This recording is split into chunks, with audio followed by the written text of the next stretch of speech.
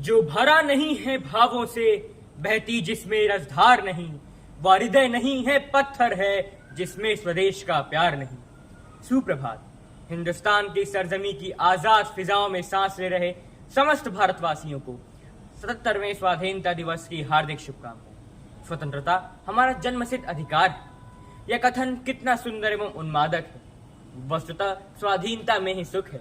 इसीलिए भारतवासी अंग्रेजी शासन से मुक्त होने के लिए छटपटा रहे थे। लंबे संघर्ष और असंख्य वीरों के बलिदानों के पश्चात अंततः 15 अगस्त 1947 को देश ने आजादी की खुली हवा में सांस ली।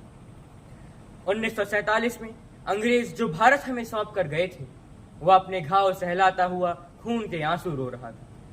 नेहरू जी को सामाजिक सद्भाव की फिक्र थी, तो सरदार पटेल को देश के एकीकरण और अखंडता के दायित्व से जूझना था।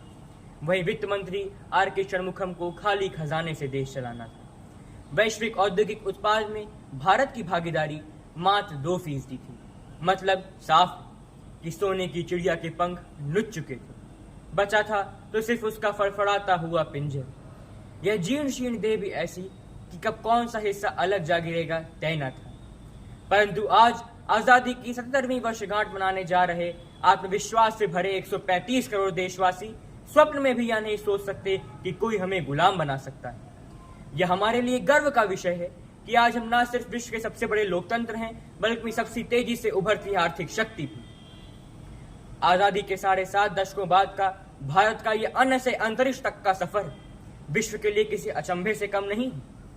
बात चाहे सैन्य शक्ति की हो या खेल जगत की, शिक्षा हो या विज्ञान और प्रौद्योगिकी, हर क्षेत्र में हमारा देश संपूर्ण विश्व का नेतृत्व कर रहा है। आज हम विकसित देशों से तकनीक उधार लेने के मोहताज नहीं, हम स्वयं उन्हें विकसित कर रहे हैं। भारतीय अंतरिक्ष अनुसंधान संगठन इसरो द्वारा चंद्रयान 3 का सफल प्रक्षेपण इस बात का प्रत्यक्ष उदाहरण है।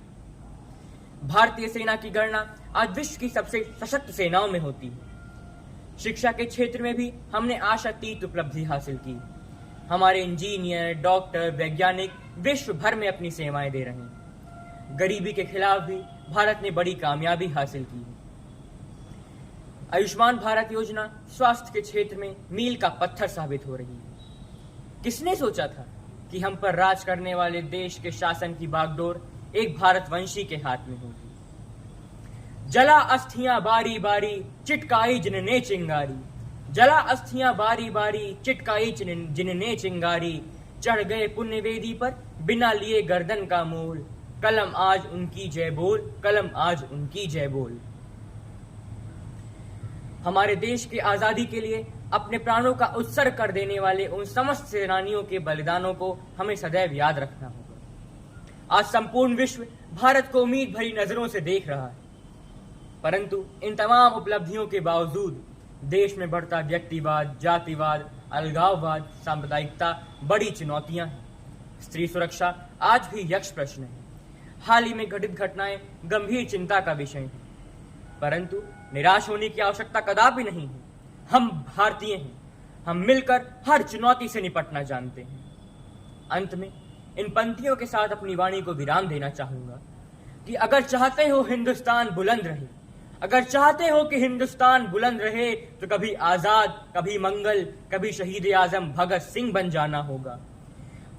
अगर चाहते हो कि हिंदुस्तान बुलंद रहे, तो कभी आजाद, कभी मंगल, कभी शहीद आजम भगत सिंह बन जाना होगा। इस नई पीढ़ी को गर्भ में ही अभिमन्यु सा देशभक्ति का पाठ पढ़ाना होगा।